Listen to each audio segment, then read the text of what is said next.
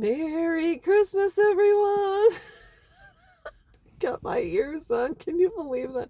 I thought it would be so cute because it's the holiday and this and that. I want to talk about the hardest pill to swallow as an estranged parent. And this is equally tough if you have grandkids.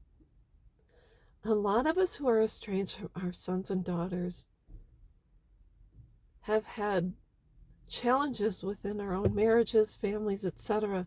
And I know for me, um,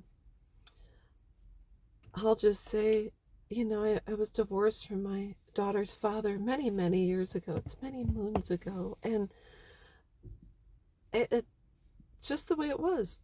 Got divorced. And we are both with other people. Um, there's parts of that marriage that had left a bad taste in my mouth for a while. And I, I wish the best for everyone. And then in my own family, I've spoken about my oldest sister speaking with the individual who assaulted me in the military. Still have no explanation on that, but also I think she reveled in my children disconnecting from me because she's mentioned it before, and so she's kind of rubbed salt in that wound per se. And so I think, what did I write down? Let me see. The hardest pill to swallow regarding parental estrangement is when someone who has caused you harm has access to your children and your grandchildren.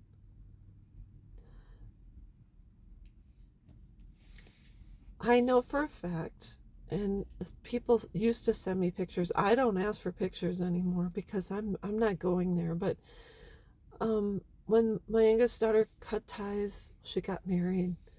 My husband was there, his family was there. I don't know who was all there. I wasn't there, and I don't think my family was invited either, but saw pictures of her and him at the wedding. And then they obviously continued to have a relationship, and I believe he's still actively involved with my grandchildren, and so is my sister and a couple of people on her side. So I think the best way I was able to preserve myself, my heart, body, mind, spirit, soul, and anything along that lines is I had to disconnect from certain areas of social media.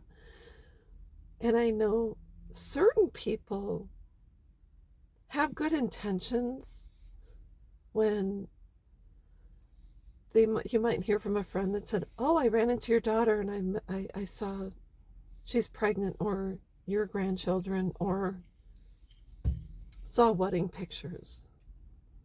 So there's a lot of people that want to fill you in because they care about you and love you.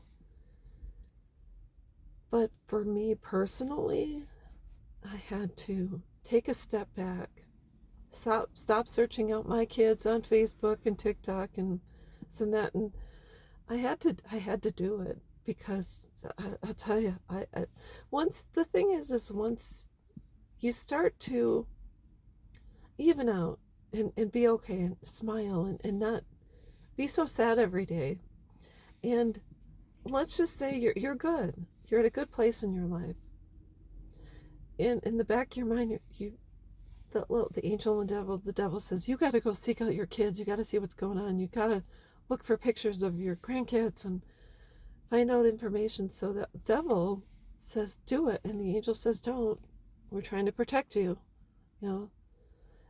So then the devil says, you got to find out, and you can't sleep, and it's the middle of the night and you're alone, and you start to search all over the internet and you find pictures, and it's like that wound that started to heal. You've cut that wound wide open, and you're almost pouring salt or acid into it. And that's what it feels like.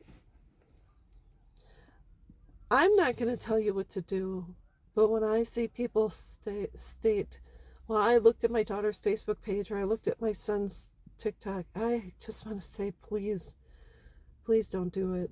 I'm begging you. And before you do that, if you are at the end of your rope or you're desperate, reach out to a friend. It's so imperative you have a friend or someone trusted that you can reach out to say, you know what, I'm really struggling. I really want to look, and I'm doing my very best not to, and talk me down off this ledge before I do something that I'm going to regret.